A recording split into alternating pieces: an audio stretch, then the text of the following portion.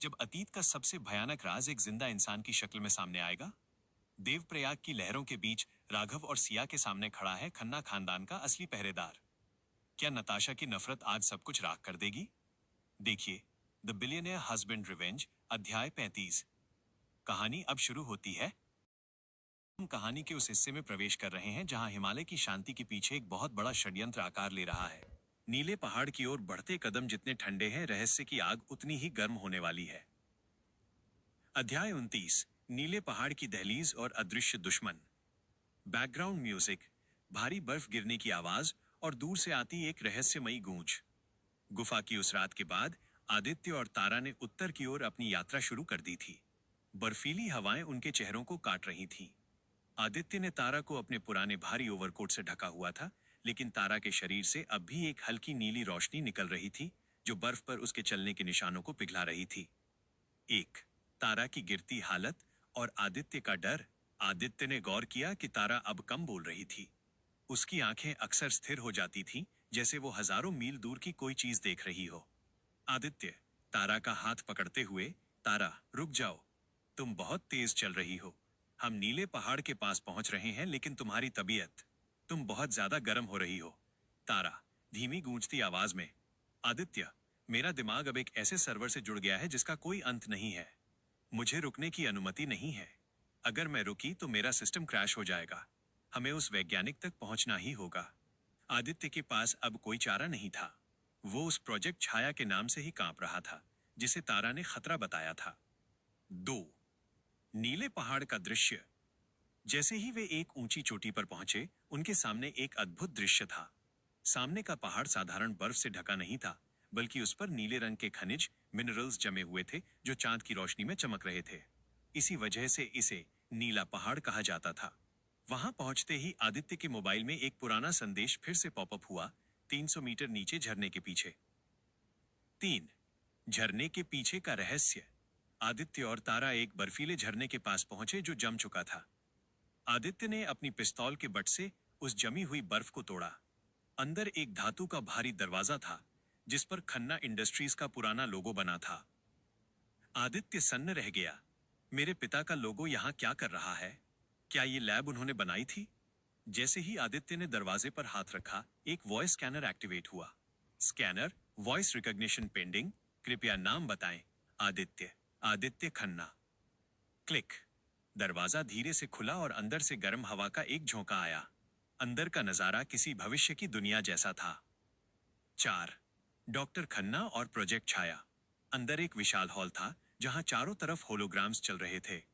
Hall के बीचों बीच एक बुजुर्ग व्यक्ति बैठा था जो कंप्यूटर की स्क्रीन पर कुछ टाइप कर रहा था। जैसे ही वह मुड़ा, आदित्य के होश उड़ गए। वो व्यक्ति कोई और नहीं बल्कि आदित्य के पिता के छोटे भाई डॉक्टर विक्रांत खन्ना थे, जिन्हें सालों पहले एक एक्सीडेंट में मरा हुआ घोषित कर दिया गया था। विक्रांत, आदित्य, तुम बहुत देर से आए। और तारा, इसकी हालत बहुत नाजुक है। प्रोजेक्ट छाया का असली मकसद इसे बचाना नहीं, बल्कि इसे उस ग्रिड से अलग करना है जो इसे खा रहा है। 5, एक नई साजिश की आहट। डॉक्टर विक्रांत ने एक स्क्रीन की तरफ इशारा किया। उस पर द गार्डियंस का बेड़ा दिखाई दे रहा था, जो अब नीले पहाड़ को चारों तरफ से घेर चुका था। विक्रांत, आदित्य, तुमने उन्हें यहाँ बुला लिया है। उनके पास एक ऐसा वायरस है जो अगर तारा के दिमाग में घुस गया तो वो दुनिया के हर सैटेलाइट, हर बैंक और हर परमाणु हथियार पर कब्जा कर लेंगे। हमें अगले 12 घंटों में तारा का न्यूरल लिंक काटना होगा, वरना। तभी अचानक लैब की लाइटें लाल होने लगीं। एक अलार्म गूंजा, पेरिमीटर ब्रीच। घुसपैठिए अंदर आ चुके हैं। नरेटर, तारांकन, आदित्य के सगे चाचा जिंदा हैं, लेकिन क्या वे दोस्त हैं या दुश्मन? प्रोजेक्ट छाया तारा को बचाएगा या उसे एक हथियार में बदल देगा? और द गार्डियंस की सेना दरवाजे पर दस्तक दे चुकी है। क्या आदित्य अपने परिवार के इस नए सदस्य पर भरोसा कर पाएगा? कहानी उस नाजुक मोड़ पर है जहां खून के रिश्ते और लोहे की मशीनें एक दूसरे के आमने सामने खड़ी हैं। लैब की लाल बत्तियां खतरे की घंटी बजा रही थीं और द गार्डियंस के कमांडो दीवारों को भेदकर अंदर आने की कोशिश कर रहे थे। अध्याय 30, रक्त संबंध और डिजिटल कुरुक्षेत्र। बैकग्राउंड म्यूजिक, भारी सायरन और मेटल के टकराने की आवाज। डॉक्टर विक्रांत खन्ना ने बड़ी तेजी से अपने कीबोर्ड पर उंगलियां चलाईं। लैब के भारी दरवाजों के ऊपर से गन टरेट बाहर निकल आए और उन्होंने घुसपैठियों पर फायरिंग शुरू कर दी। 1. चाचा का राज और आदित्य का शक। आदित्य ने विक्रांत का कॉलर पकड़ लिया। चाचा, आप इतने सालों से यहाँ क्या कर रहे थे? पूरी दुनिया जानती थी कि आप मर चुके हैं। क्या मेरे पिता को पता था कि आप यहाँ एक समानांतर दुनिया, पैरेलल वर्ल्ड बसा रहे हैं? विक्रांत शांत आवाज में, आदित्य, तुम्हारे पिता और मैं एक ही सिक्के के दो पहलू थे। वो व्यापार संभालते थे और मैं उस तकनीक को जो व्यापार को मुमकिन बनाती थी। प्रोजेक्ट छाया कोई लैब नहीं है, ये एक फायरवॉल है। अगर तारा का लिंक आज नहीं काटा गया तो वो खुद एक वायरस बन जाएगी जो पूरी दुनिया को रीसेट कर देगा। आदित्य ने तारा की ओर देखा। वो एक कांच के पॉड के पास खड़ी थी। उसका शरीर कांप रहा था और उसके बालों से नीली चिंगारियां निकल रही थीं। 2. Operation memory fix. विक्रांत ने आदित्य को इशारा किया। हमें इसे इस पॉड के अंदर लिटाना होगा। मैं इसके न्यूरल लिंक को काटने की कोशिश करूंगा, लेकिन एक समस्या है।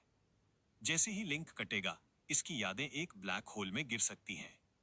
तुम्हें इसके दिमाग के अंदर जाकर उन यादों को थामना होगा। आदित्य चौंक गया। मैं कैसे जा सकता हूं? विक्रांत, तुम्हारे पास वो पुश्तैनी अंगूठी है। वो सिर्फ एक चाबी नहीं, बल्कि एक हार्डवेयर की है। इसे तारा के माथे पर लगाओ। ये तुम्हें उसके सबकॉन्शियस से जोड़ देगी।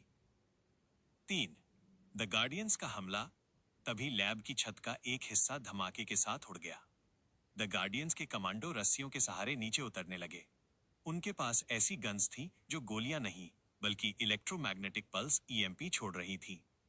विक्रांत ने एक रिमोट दबाया और अपनी डेस्क के नीचे से एक भारी मशीन गन निकाली। आदित्य, तुम तारा को संभालो, मैं इन कुत्तों को रोकता हूं। खन्ना खानदान का खून आज यहां बहेगा, पर ये अंदर नहीं आ पाएंगे। 4. तारा के दिमाग का मायाजाल। आदित्य ने तारा को पॉड में लिटाया और अपनी अंगूठी उसके माथे पर रखी। अचानक लैब का शोर गायब हो गया। आदित्य ने खुद को एक खाली सफेद जगह में पाया। सामने हजारों दरवाजे थे। हर दरवाजे के पीछे तारा की एक याद थी। कहीं वो छोटी बच्ची थी, कहीं वो आदित्य के साथ बारिश में भीग रही थी, और कहीं वो नताशा के साथ साजिश रच रही थी। अचानक एक काला साया, डिजिटल वायरस, उन दरवाजों को निगलने लगा। आदित्य, तारा, मुझे सुनाई दे रहा है। भागो, उन दरवाजों को बचाओ। 5. एक भयानक सच का उदय। एक दरवाजा खुला और आदित्य ने देखा विक्रांत और उसके पिता दिग्विजय खन्ना एक साथ खड़े थे। उनके सामने तारा की मां हाथ जोड़कर खड़ी थी। दिग्विजय, तारा की मां से, ये चिप तुम्हारी बेटी को जिंदा रखेगी, लेकिन ये उसे दुनिया की सबसे कीमती चीज बना देगी। विक्रांत, भाई, ये जुल्म है। आदित्य को समझ आया कि उसके चाचा विक्रांत भी इस पूरे खेल का हिस्सा थे। उन्होंने ही वो चिप बनाई थी। नरेटर, तारांकन बाहर मौत का तांडव चल रहा है और अंदर आदित्य तारा की यादों के समंदर में डूब रहा है। क्या आदित्य को पता चलेगा कि तारा की मां की असली मौत का जिम्मेदार कौन था? क्या विक्रांत वाकई आदित्य की मदद कर रहे हैं, या वे खुद तारा का डेटा चोरी करना चाहते हैं? और क्या द गार्डियंस लैब के कंट्रोल रूम तक पहुंच पाएंगे? रोहन, कहानी अब बहुत ही भावनात्मक और पेचीदा हो गई है। अगले 20-25 मिनट के एपिसोड में हम देखेंगे 1. यादों का युद्ध, आदित्य का उस डिजिटल वायरस से मुकाबला। 2. विक्रांत का बलिदान, क्या चाचा अपनी पुरानी गलतियों का प्रायश्चित करेंगे? 3. तारा की नई पहचान, क्या ऑपरेशन के बाद वो फिर से एक साधारण लड़की बन पाएगी? क्या मैं इस कहानी का अगला अध्याय शुरू करूं? नाजुक मोड़ पर है, जहां खून के रिश्ते और लोहे की मशीनें एक दूसरे के आमने सामने खड़ी हैं।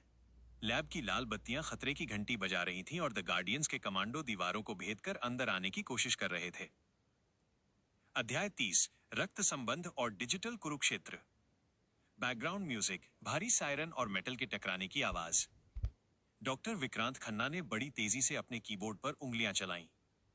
लैब के भारी दरवाजों के ऊपर से गन टरेट बाहर निकल आए और उन्होंने घुसपैठियों पर फायरिंग शुरू कर दी। 1. चाचा का राज और आदित्य का शक। आदित्य ने विक्रांत का कॉलर पकड़ लिया। चाचा, आप इतने सालों से यहाँ क्या कर रहे थे? पूरी दुनिया जानती थी कि आप मर चुके हैं। क्या मेरे पिता को पता था कि आप यहाँ एक समानांतर दुनिया, पैरेलल वर्ल्ड बसा रहे हैं? विक्रांत शांत आवाज में, आदित्य, तुम्हारे पिता और मैं एक ही सिक्के के दो पहलू थे। वो व्यापार संभालते थे और मैं उस तकनीक को जो व्यापार को मुमकिन बनाती थी। प्रोजेक्ट छाया कोई लैब नहीं है, ये एक फायरवॉल है। अगर तारा का लिंक आज नहीं काटा गया तो वो खुद एक वायरस बन जाएगी जो पूरी दुनिया को रीसेट कर देगा। आदित्य ने तारा की ओर देखा। वो एक कांच के पॉड के पास खड़ी थी। उसका शरीर कांप रहा था और उसके बालों से नीली चिंगारियां निकल रही थीं। 2 ऑपरेशन मेमोरी फिक्स। विक्रांत ने आदित्य को इशारा किया। हमें इसे इस पॉड के अंदर लिटाना होगा। मैं इसके न्यूरल लिंक को काटने की कोशिश करूंगा, लेकिन एक समस्या है। जैसे ही लिंक कटेगा, इसकी यादें एक ब्लैक होल में गिर सकती हैं। तुम्हें इसके दिमाग के अंदर जाकर उन यादों को थामना होगा। आदित्य चौंक गया। मैं कैसे जा सकता हूं? विक्रांत, तुम्हारे पास वो पुश्तैनी अंगूठी है। वो सिर्फ एक चाबी नहीं, बल्कि एक हार्डवेयर की है। इसे तारा के माथे पर लगाओ। ये तुम्हें उसके सबकॉन्शियस से जोड़ देगी। 3 द गार्डियंस का हमला। तभी लैब की छत का एक हिस्सा धमाके के साथ उड़ गया। द गार्डियंस के कमांडो रस्सियों के सहारे नीचे उतरने लगे। उनके पास ऐसी गन्स थीं जो गोलियां नहीं, बल्कि इलेक्ट्रोमैग्नेटिक पल्स ईएमपी छोड़ रही थी। विक्रांत ने एक रिमोट दबाया और अपनी डेस्क के नीचे से एक भारी मशीन गन निकाली। आदित्य, तुम तारा को संभालो। मैं इन कुत्तों को रोकता हूं। खन्ना खानदान का खून आज यहां बहेगा, पर ये अंदर नहीं आ पाएंगे। 4 तारा के दिमाग का माया जाल। आदित्य ने तारा को पॉड में लिटाया और अपनी अंगूठी उसके माथे पर रखी। अचानक लैब का शोर गायब हो गया। आदित्य ने खुद को एक खाली सफेद जगह में पाया। सामने हजारों दरवाजे थे। हर दरवाजे के पीछे तारा की एक याद थी। कहीं वो छोटी बच्ची थी, कहीं वो आदित्य के साथ बारिश में भीग रही थी, और कहीं वो नताशा के साथ साजिश रच रही थी। अचानक एक काला साया, डिजिटल वायरस, उन दरवाजों को निगलने लगा। आदित्य, तारा, मुझे सुनाई दे रहा है। भागो, उन दरवाजों को बचाओ। 5 एक भयानक सच का उदय। एक दरवाजा खुला और आदित्य ने देखा विक्रांत और उसके पिता दिग्विजय खन्ना एक साथ खड़े थे। उनके सामने तारा की मां हाथ जोड़कर खड़ी थी। दिग्विजय, तारा की मां से, ये चिप तुम्हारी बेटी को जिंदा रखेगी, लेकिन ये उसे दुनिया की सबसे कीमती चीज बना देगी। विक्रांत, भाई, ये जुल्म है। आदित्य को समझ आया कि उसके चाचा विक्रांत भी इस पूरे खेल का हिस्सा थे। उन्होंने ही वो चिप बनाई थी। नरेटर, तारांकन बाहर मौत का तांडव चल रहा है और अंदर आदित्य तारा की यादों के समंदर में डूब रहा है। क्या आदित्य को पता चलेगा कि तारा की मां की असली मौत का जिम्मेदार कौन था? क्या विक्रांत वाकई आदित्य की मदद कर रहे हैं, या वे खुद तारा का डेटा चोरी करना चाहते हैं? और अब हम प्रोजेक्ट छाया के उस गहरे रहस्य में उतर रहे हैं, जहां डिजिटल दुनिया और इंसानी जज्बात आपस में टकरा रहे हैं। लैब के अंदर गोलियों की गूंज और तारा के दिमाग के सन्नाटे के बीच आदित्य एक ऐसी सच्चाई की ओर बढ़ रहा है जो खन्ना खानदान की बुनियाद हिला देगी। अध्याय 31, स्मृति के गलियारे और कड़वा सच। बैकग्राउंड म्यूजिक, एक धीमी धक धक करती धड़कन और डिजिटल ग्लिच की आवाज। आदित्य उस सफेद गलियारे में खड़ा था जहां तारा की यादें दरवाजों के पीछे कैद थीं। बाहर लैब में धमाकों की आवाजें आ रही थीं, लेकिन यहां तारा के सबकॉन्शियस में मौत जैसी खामोशी थी। 1 यादों का कब्रिस्तान। आदित्य एक दरवाजे की ओर बढ़ा जो काले रंग का था और उस पर खून के धब्बे जैसे निशान थे। जैसे ही उसने अंगूठी छुआई, दरवाजा खुल गया। सामने एक आलीशान कमरा था, वही कमरा जहां तारा की मां ने आखिरी सांस ली थी। वहां दिग्विजय खन्ना, आदित्य के पिता, और विक्रांत खन्ना, चाचा, खड़े थे। विक्रांत, भाई, ये चिप तन्वी तारा के दिमाग में फिट हो चुकी है, लेकिन इसका साइड इफेक्ट ये है कि ये उसकी मासूमियत छीन लेगी। वो एक मशीन बन जाएगी। दिग्विजय, हमें दुनिया को बचाना है विक्रांत। अगर यह चिप गलत हाथों में गई तो कयामत आ जाएगी। आज से तन्वी का नाम तारा होगा और ये राज हमारे साथ ही दफन रहेगा। आदित्य का दिल बैठ गया। उसके पिता और चाचा ने मिलकर एक छोटी बच्ची को महज एक हार्ड ड्राइव बना दिया था। 2 डिजिटल वायरस का हमला। अचानक उस कमरे की दीवारें पिघलने लगीं। एक विशाल काली परछाई, डिजिटल वायरस, उभरी। ये वायरस कोई मशीन नहीं, बल्कि नताशा की नफरत और सिंघानिया के लालच का एक डिजिटल रूप था। वायरस की आवाज, आदित्य खन्ना, तुम यहां इसे बचाने आए हो? तुम खुद उस जुल्म का हिस्सा हो जिसने इसे बनाया। हट जाओ, वरना इसकी हर याद को मैं राख बना दूंगा। आदित्य ने अपनी मुट्ठियां भींची। मैं वो नहीं हूं जो मेरे पिता थे। मैं इसका रक्षक हूं। आदित्य ने अंगूठी से निकलने वाली नीली रोशनी को एक ढाल की तरह इस्तेमाल किया और उस वायरस से टकरा गया। 3 बाहर का कोहराम, विक्रांत का रणचंडी अवतार। लैब के मुख्य दरवाजे पर कमांडो ने थर्मल चार्ज लगा दिया था। विक्रांत खन्ना, जो कभी कायर समझे जाते थे, आज एक योद्धा की तरह लड़ रहे थे। उनकी मशीन गन की गोलियां खत्म हो रही थीं। विक्रांत वायरलेस पर चिल्लाते हुए, आदित्य, जल्दी करो, वायरस सिस्टम को ओवरलोड कर रहा है। अगर तुमने अगले 2 मिनट में मुख्य कोर को नहीं बचाया तो तारा का दिमाग जल जाएगा। विक्रांत ने एक ग्रेनेड निकाला और उसे दरवाजे की ओर उछाल दिया। धमाका इतना जोरदार था कि पूरी लैब हिल गई। विक्रांत मलबे के नीचे दब गए, लेकिन उन्होंने कमांडो का रास्ता रोक दिया था। 4. तारा और आदित्य का रूहानी मिलन। तारा की यादों के उस सफेद गलियारे के आखिरी छोर पर आदित्य ने तारा को देखा। वह एक छोटी बच्ची के रूप में रो रही थी। आदित्य, तारा, मेरी तरफ देखो, मैं आ गया हूं। ये सब झूठ है, ये यादें पुरानी हैं। हमें एक नया भविष्य बनाना है। तारा ने अपना हाथ बढ़ाया। जैसे ही उनके हाथ मिले, उस सफेद जगह में एक जोरदार विस्फोट हुआ। तारा के शरीर से वो सुनहरी रोशनी वापस उसके अंदर समाने लगी। वो ग्रिड से कट चुकी थी, लेकिन उसकी कीमत बहुत बड़ी थी। 5. एक भयानक खामोशी। जब आदित्य की आंखें खुली, वो लैब के फर्श पर पड़ा था। धूल और धुएं के बीच उसने देखा कि द गार्डियंस के कमांडो पीछे हट रहे थे, क्योंकि लैब का सेल्फ डिस्ट्रक्ट मोड एक्टिवेट हो चुका था। आदित्य ने तारा को देखा। वो पॉड से बाहर आ चुकी थी। उसकी आंखों की नीली रोशनी अब गायब थी। उसकी आंखें अब एक साधारण इंसान की तरह भूरी थीं। आदित्य, तारा, क्या तुम मुझे पहचानती हो? तारा ने आदित्य की ओर देखा। उसकी आंखों में कोई भाव नहीं था। आदित्य, मेरा नाम तारा है, पर तुम कौन हो? नरेटर, तारांकन ऑपरेशन सफल रहा, पर क्या सब कुछ खत्म हो गया?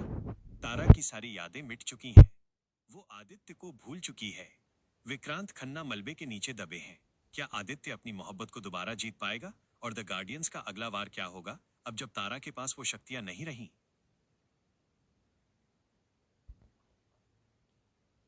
अब कहानी उस मोड़ पर है जहां सब कुछ होते हुए भी आदित्य के पास कुछ नहीं बचा। तारा की याददाश्त जा चुकी है और नीले पहाड़ की वो लैब अब श्मशान बन चुकी है। पॉकेट एफएम की शैली में आइए इस दर्द और रहस्य को धीरे धीरे आगे बढ़ाते हैं। अध्याय 32, अनजानी राहें और राख का दरिया। बैकग्राउंड म्यूजिक, एक टूटा हुआ वायलिन और तेज बर्फीली हवाओं की सरसराहट। लैब के बाहर बर्फ का तूफान थम चुका था, लेकिन आदित्य के सीने के अंदर एक ऐसा तूफान उठ रहा था जिसे शांत करना मुमकिन नहीं था। वो तारा के सामने खड़ा था, वही तारा जिसके लिए उसने दुनिया से जंग मोल ली थी, लेकिन आज वो तारा उसे एक अजनबी की तरह देख रही थी। एक यादों की राख और कोरा कागज। तारा की आंखों में अब वो सुनहरी डिजिटल चमक नहीं थी, लेकिन उनमें वो पहचान भी नहीं थी जो आदित्य की दुनिया थी। वो अपनी हथेलियों को देख रही थी, जैसे ये समझने की कोशिश कर रही हो कि वो यहाँ कैसे पहुंची। आदित्य, गले भर्राई आवाज में, तारा, तुम्हें कुछ भी याद नहीं? वो पुरानी हवेली, रहमत चाचा का गैराज, हमारा साथ भागना, कुछ भी नहीं? तारा, धीमी और सहमी हुई आवाज में, मुझे बस अपना नाम याद है। तारा, और मुझे याद है कि कोई मुझे चोट पहुंचाना चाहता था। क्या तुम वो इंसान हो जिसने मुझे बचाया? आदित्य के चेहरे पर एक फीकी मुस्कान आई। हाँ तारा, मैं तुम्हारा दोस्त हूं, और मैं वादा करता हूं कि अब तुम्हें कोई चोट नहीं पहुंचा पाएगा। 2. मलबे के नीचे से एक आखिरी आवाज। तभी मलबे के नीचे से एक खड़खड़ाहट हुई। आदित्य तुरंत उस ओर भागा। विक्रांत खन्ना, चाचा, मलबे के नीचे दबे हुए थे। उनका आधा शरीर पत्थर की सिल्लियों के नीचे कुचला जा चुका था। विक्रांत, हाफते हुए, खून थूकते हुए, आदित्य, पास आओ, मेरे पास वक्त नहीं है। आदित्य ने उनका सिर अपनी गोद में लिया। विक्रांत, तारा की यादें पूरी तरह नहीं मिटी हैं। वो बस लॉक हो गई हैं। अगर तुम उसे उस जगह ले जाओ जहां खन्ना और मल्होत्रा ने अपनी पहली ईंट रखी थी, तो शायद। विक्रांत ने एक छोटी सी सिल्वर पेन ड्राइव आदित्य के हाथ में थमाई। इसमें प्रोजेक्ट छाया का अंत है। इसे कभी किसी मशीन में मत लगाना, जब तक तुम उस तीसरे खिलाड़ी के पास न पहुंच जाओ। विक्रांत की आंखें पथरा गईं। खन्ना खानदान का एक और राजदार खामोश हो गया। 3. द गार्डियंस का नया षड्यंत्र। उधर बादलों के ऊपर उड़ रहे एक हाईटेक कमांड सेंटर में गार्डियंस का मुखिया दी ओरेकल स्क्रीन पर सब देख रहा था। ओरेकल, तारा अब खाली है, उसके पास शक्ति नहीं है, लेकिन उसका शरीर अब भी उस कोड के लिए सबसे सटीक पात्र वेसल है। उन्हें भागने दो, उन्हें लगने दो कि वे आजाद हैं। हम उन्हें तब पकड़ेंगे जब उनकी उम्मीदें सबसे ऊंची होंगी। 4. एक नई पहचान, राघव और सिया। आदित्य ने तय किया कि वो अब आदित्य खन्ना बनकर नहीं रह सकता। उसने अपना और तारा का हुलिया बदलने का फैसला किया। उसने अपनी दाढ़ी बढ़ा ली और तारा के उन चमकते बालों को काले रंग से ढक दिया। वे पहाड़ों से नीचे उतरकर एक छोटे से कस्बे देवप्रयाग पहुंचे। वहां एक पुराने धर्मशाला में उन्होंने कमरा लिया। आदित्य, आज से मेरा नाम राघव है और तुम्हारा नाम सिया। हम यहाँ बस एक मुसाफिर हैं। तारा, सिया ने बस सिर हिला दिया। वो अब भी बहुत कम बोल रही थी, लेकिन उसकी नजरों में आदित्य के लिए एक अनजाना सा भरोसा पनपने लगा था। 5. रात की वो खौफनाक परछाई। रात को जब आदित्य राघव सो रहा था, तारा सिया खिड़की के पास खड़ी चांद को देख रही थी। अचानक उसकी आंखों में एक पल के लिए वही नीली बिजली कौंधी। उसने दीवार पर अपनी उंगली से एक अजीब सा नक्शा बनाना शुरू किया। वो नक्शा किसी खजाने का नहीं, बल्कि जेल की उन सलाखों का था जहां नताशा को आखिरी बार देखा गया था। नरेटर, तारांकन, तारा के दिमाग के किसी कोने में अब भी राज जिंदा है। आदित्य उसे बचाने के लिए अपना नाम बदल चुका है, पर क्या राघव और सिया इस छोटे से कस्बे में सुरक्षित हैं? और अब कहानी की रफ्तार उस बहती हुई नदी की तरह होगी जो ऊपर से शांत दिखती है, पर अंदर गहराई में कई राज और पत्थर छुपाए रखती है।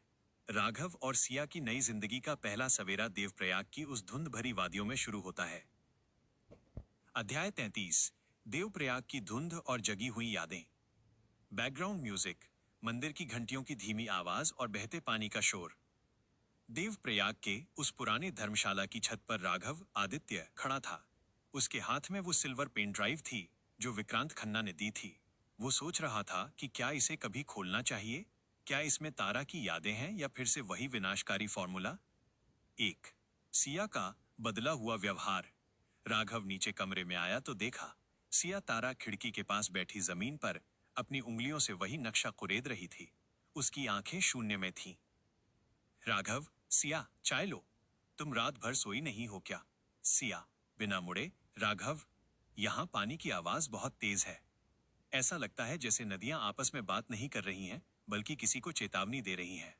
मुझे वो जगह याद आ रही है जहां लोहे की दीवारें थीं और समुद्र का काला पानी। राघव के हाथ से चाय का कप छूटते छूटते बचा। सिया को शिपयार्ड याद आ रहा था। इसका मतलब था कि विक्रांत खन्ना सही थे, यादें मिटी नहीं हैं, बस पर्दों के पीछे छुपी हैं। 2. धर्मशाला का रहस्यमयी मालिक, बाबूजी। तभी कमरे के दरवाजे पर दस्तक हुई। एक ठिंगना सा आदमी जिसकी आंखें बहुत तेज थीं और जिसने सर पर हिमाचली टोपी पहनी थी अंदर आया। सब उसे बाबूजी कहते थे। बाबूजी, राघव बेटा, सुना है तुम्हारी पत्नी की तबीयत ठीक नहीं है। यहाँ पास में एक हकीम रहते हैं, वो नब्ज देखकर पुरानी से पुरानी बीमारी बता देते हैं।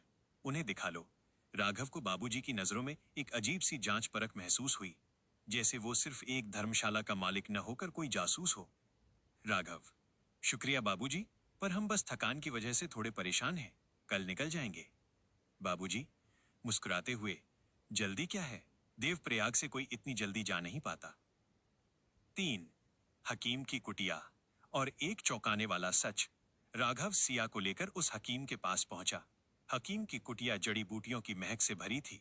हकीम ने जैसे ही सिया की कलाई पकड़ी, उसके चेहरे का रंग उड़ गया। हकीम, हैरानी से, बेटा, इसकी नब्ज तो इंसानों जैसी नहीं चल रही। इसकी धड़कनों के बीच एक धातु की गूंज है। तुम इसे कहां से लाए हो? राघव ने हकीम का मुंह दबा दिया। चुप रहिए बाबा, बस ये बताइए कि ये ठीक कैसे होगी। हकीम, फुसफुसाते हुए, इसके दिमाग में कुछ ऐसा है जो इसके खून को उबाल रहा है। इसे शांति चाहिए, वरना ये शरीर जल जाएगा। 4. जेल का वो अंधेरा सेल, द सीक्रेट रिटर्न। इधर दिल्ली की एक हाई सिक्योरिटी जेल के काल कोठरी में एक साया दीवार पर अपनी उंगलियों से निशान बना रहा था। जेलर अंदर आया। जेलर, कैदी नंबर 402, तुम्हारी रिहाई के कागज आ गए हैं। किसी ने तुम्हारी जमानत के लिए करोड़ों रुपए जमा किए हैं। वो साया रोशनी में आया। वह नताशा थी। उसका चेहरा पीला पड़ चुका था, पर उसकी आंखों की नफरत और भी गहरी हो गई थी। उसके हाथ में एक छोटा सा रिसीवर था जो हल्की बीप कर रहा था। नताशा, धीमी आवाज में, आदित्य खन्ना, मुझे तुम्हारी लोकेशन मिल गई है। देवप्रयाग, बहुत खूबसूरत जगह चुनी है तुमने मरने के लिए। 5. पेन ड्राइव का पहला राज। रात को राघव ने हिम्मत जुटाकर पेन ड्राइव को एक पुराने कैफे के कंप्यूटर में लगाया। जैसे ही उसने फोल्डर खोला, उसमें केवल एक वीडियो फाइल थी। वीडियो शुरू हुआ, उसमें आदित्य के पिता दिग्विजय और तारा के पिता विक्रम साथ बैठे थे। दिग्विजय: विक्रम, अगर तुम ये वीडियो देख रहे हो तो इसका मतलब है कि मैं हार गया हूं। लेकिन याद रखना, खन्ना और मल्होत्रा की पहली ईंट के नीचे जो मैंने छुपाया है वो सिर्फ पैसा नहीं है, वो एक जिंदा इंसान है। वीडियो वहीं कट गया। राघव के पसीने छूट गए। जिंदा इंसान? कौन है वो? नरेटर: तारांकन सिया की यादें किश्तों में वापस आ रही हैं। नताशा जेल से बाहर निकल चुकी है और उसे आदित्य का पता मिल गया है। लेकिन सबसे बड़ा सवाल, वो जिंदा इंसान कौन है जिसे खन्ना और मल्होत्रा ने नींव के नीचे दफन किया था? क्या वो कोई और राजदार है या इस पूरी बर्बादी की वजह? अब कहानी उस बिंदु पर है जहां देवप्रयाग की ठंडी हवाओं में साजिश की गंध घुलने लगी है। नताशा का साया करीब आ रहा है और राघव के हाथों में एक ऐसा सच है जो मुर्दों को भी कब्र से बाहर खींच सकता है। अध्याय 34: दफन राज और खूनी परछाई। बैकग्राउंड म्यूजिक, भारी कदमों की आहट और एक पुरानी घड़ी के टिक टिक की आवाज। कैफे के उस अंधेरे कोने में राघव, आदित्य, पसीने से तरबतर था। एक जिंदा इंसान? वह शब्द उसके दिमाग में हथौड़े की तरह बज रहे थे। उसने पेन ड्राइव निकाली और कांपते हाथों से अपनी जेब में रख ली। उसे महसूस हुआ कि कोई उसे घूर रहा है। उसने पीछे मुड़कर देखा, पर वहां केवल देवप्रयाग की धुंध थी। 1. सिया की अदृश्य ड्राइंग। राघव वापस धर्मशाला पहुंचा। कमरे का नजारा देखकर उसके रोंगटे खड़े हो गए। सिया, तारा ने कोयले से कमरे की सारी दीवारों पर एक ही चेहरा बनाया था। वो चेहरा किसी आदमी का नहीं, बल्कि एक मुखौटे मास्क का था जिसके ऊपर खन्ना इंडस्ट्रीज का निशान बना था। राघव, सिया, ये क्या है? तुमने ये चेहरा कहां देखा? सिया बुदबुदाते हुए, वो नींव के नीचे बैठा है। वो सोता नहीं है राघव। वो इंतजार कर रहा है कि कब ईंटें हटें और वो बाहर आए। राघव को अब यकीन हो गया था कि सिया की यादें किसी गहरी सुरंग से बाहर निकलने का रास्ता ढूंढ रही हैं। 2. बाबूजी की जासूसी चाय। तभी कमरे के दरवाजे पर फिर दस्तक हुई। बाबूजी हाथ में चाय की केतली लिए खड़े थे। उनकी नजरें सीधे दीवारों पर बने उन चेहरों पर गईं। बाबूजी, लगता है बहूजी को चित्रकारी का बहुत शौक है। पर राघव बेटा, ये चेहरा, ये तो बहुत पुराना है। 20 साल पहले जब यहाँ बांध दम बन रहा था, तब मजदूर ऐसी ही बातें किया करते थे कि जमीन के नीचे कोई पहरेदार दफन है। राघव ने बाबूजी की आंखों में देखा। उसे शक हुआ कि बाबूजी सिर्फ एक मामूली मालिक नहीं है। शायद वे रहमत चाचा के उस पुराने साथी के संपर्क में हो। 3. नताशा का आगमन, विनाश की आहट। देवप्रयाग की बस स्टैंड पर एक काली एसयूवी रुकी। नताशा गाड़ी से बाहर निकली। उसके चेहरे पर जेल की थकान नहीं, बल्कि एक शिकारी की चमक थी। उसके हाथ में एक टैबलेट था जिसमें एक लाल बिंदु तेजी से धड़क रहा था। नताशा, अपने गुंडों से, वो इसी कस्बे में है। राघव और सिया बनकर छुप रहा है। उसे नहीं पता कि खन्ना खानदान की अंगूठी से जो फ्रीक्वेंसी निकलती है, वो मेरे सैटेलाइट से कभी नहीं छुप सकती। नताशा ने एक भारी सांस ली। उसे दौलत नहीं चाहिए थी। उसे आदित्य खन्ना की आंखों में वही दर्द देखना था जो उसने जेल की कोठरी में महसूस किया था। 4. हकीम की चेतावनी। राघव को लगा कि उसे भागना चाहिए, पर वो कहां जाता? वो फिर से उसी हकीम के पास गया। हकीम अपनी कुटिया के बाहर आग जलाकर बैठा था। हकीम, बेटा, तुम्हारी किस्मत में भागना लिखा है, पर मंजिल वही है जहां से तुमने शुरू किया था। वो जो जिंदा इंसान है, वो कोई और नहीं, बल्कि इस सारी तबाही की असली वजह है। उसे तुम्हारे पिता ने नहीं, बल्कि विक्रम मल्होत्रा ने वहां कैद किया था। राघव चौंक गया। विक्रम मल्होत्रा ने? पर क्यों? 5. खौफनाक मोड़। वो मुखौटा वाला आदमी। रात के 2 बज रहे थे। धर्मशाला में सब सो रहे थे। अचानक सिया उठी और बिना कुछ बोले कमरे से बाहर निकल गई। राघव की आंख खुली तो उसने देखा बिस्तर खाली है। वो पागलों की तरह उसे ढूंढने बाहर निकला। उसने देखा कि सिया गंगा के संगम की ओर बढ़ रही थी। वहां एक पुरानी टूटी हुई इमारत थी जो कभी खन्ना और मल्होत्रा का पहला गोदाम हुआ करती थी। सिया वहां खड़ी थी। उसके सामने एक साया अंधेरे से बाहर निकला। उसने वही मुखौटा पहन रखा था जो सिया ने दीवारों पर बनाया था। मुखौटा वाला आदमी, सिया, या मैं तुम्हें तन्वी बुलाऊं? बहुत वक्त लगा दिया तुमने यहां पहुंचने में। क्या तुम्हें याद है कि 20 साल पहले तुमने मुझे इस अंधेरे में क्या वादा किया था? नरेटर, तारांकन, मुखौटे वाला आदमी कौन है? क्या वो वही जिंदा इंसान है जिसका जिक्र पेन ड्राइव में था? नताशा संगम के करीब पहुंच चुकी है। क्या राघव अपनी पत्नी को बचा पाएगा या वो फिर से किसी नए जाल में फंसने वाला है? अब कहानी उस मोड़ पर है जहां देवप्रयाग की लहरों का शोर और उस मुखौटे वाले आदमी की खामोशी एक साथ टकरा रही हैं। सस्पेंस अब धीरे धीरे गहरा होगा, जैसे पॉकेट एफएम के हर एपिसोड में एक नई परत खुलती है। अध्याय 35, अतीत का पहरेदार और संगम की रात। बैकग्राउंड म्यूजिक, भारी कदमों की आहट और बिजली कड़कने की धीमी आवाज। संगम की उस टूटी हुई इमारत के पास राघव, आदित्य, ठिठक कर खड़ा हो गया। सामने सिया तारा, उस मुखौटे वाले आदमी के बिल्कुल करीब थी। राघव के हाथ कांप रहे थे। उसने अपनी गन निकाली, पर सिया और उस अजनबी के बीच की दूरी इतनी कम थी कि गोली चलाना जोखिम भरा था। एक, मुखौटे के पीछे की आवाज। उस मुखौटे वाले आदमी ने अपना हाथ धीरे से सिया के सिर पर रखा। सिया, जो अब तक खामोश थी, अचानक कांपने लगी। मुखौटे वाला आदमी, राघव, या कहूं आदित्य, अपनी गन नीचे कर लो। मैं वो नहीं हूं जिससे तुम्हें डरना चाहिए। मैं वो हूं जिसने 20 साल पहले तुम्हें अपनी पीठ पर लादकर आग से बाहर निकाला था। आदित्य के दिमाग में बिजली सी कौंधी। उसे याद आया बचपन का वो धुंधला मंजर जब हवेली में आग लगी थी और उसे कोई अंधेरे में बचाकर ले गया था। राघव, कौन हो तुम और ये खन्ना इंडस्ट्रीज का मुखौटा क्यों पहना है? 2, पहरेदार का पहला राज। मुखौटे वाले आदमी ने अपना नकाब हटाया। उसका आधा चेहरा एसिड से जला हुआ था, पर उसकी आंखों में वही वफादारी थी जो रहमत चाचा की आंखों में हुआ करती थी।